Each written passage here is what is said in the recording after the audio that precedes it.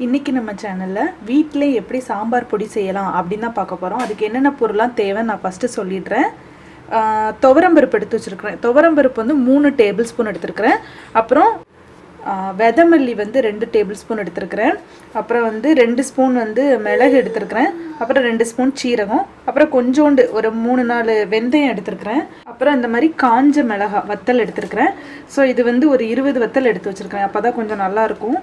So இப்போ எப்படி செய்யலாம் அப்படின்னு பார்க்கலாம். ஸோ இப்போ கடாய் வந்து வச்சாட்டேன். கடாய் வந்து ரொம்ப சூடாக வேண்டாம். கடாயில் வந்து ஃபஸ்ட்டு துவரம்பருப்பு, அப்புறம் மல்லி, அப்புறம் மிளகு, சீரகம், வெந்தயம்.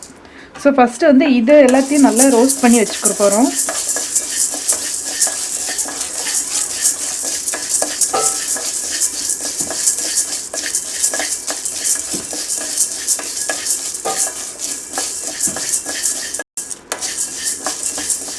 ஸோ நீங்கள் வறுக்க அந்த ஸ்மெல்லு நல்லா வரும்.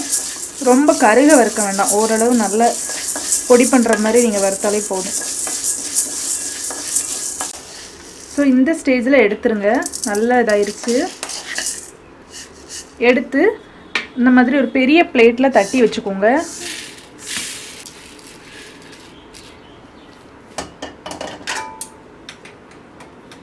ஸோ இப்போ வந்து வத்தலை நல்லா வறுத்து எடுக்க போகிறோம்.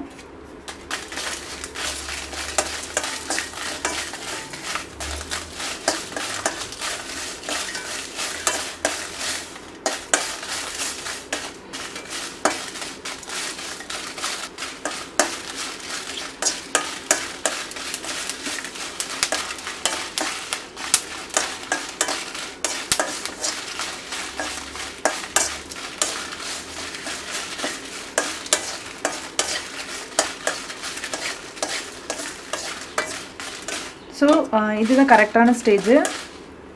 இந்த ஸ்டேஜில் கேஸ் ஆஃப் பண்ணிவிடுங்க, அவ்வளோதான். ஸோ இதையும் இதில் நம்ம தட்டி வச்சுருவோம்.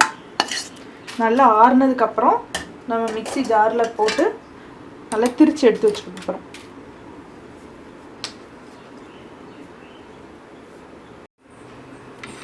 ஸோ இப்போ நல்லா ஆறிடுச்சு. இதை வந்து இந்த மாதிரி மிக்ஸி ஜாரில் போட்டு நம்ம திரிச்சு எடுத்து வச்சுக்க போகிறோம்.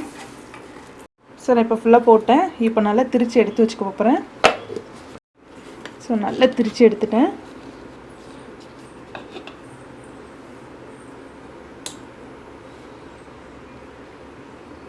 இதை வந்து ஒரு நல்ல ஏர்டைட் கண்டெய்னரில் போட்டு வச்சுக்கோங்க. நீங்கள் எப்போல்லாம் சாம்பார் செய்கிறீங்களோ ஸோ இதில் 2 ஸ்பூன் போட்டு பண்ணுங்கள். ரொம்ப ரொம்ப டேஸ்ட்டாக இருக்கும்.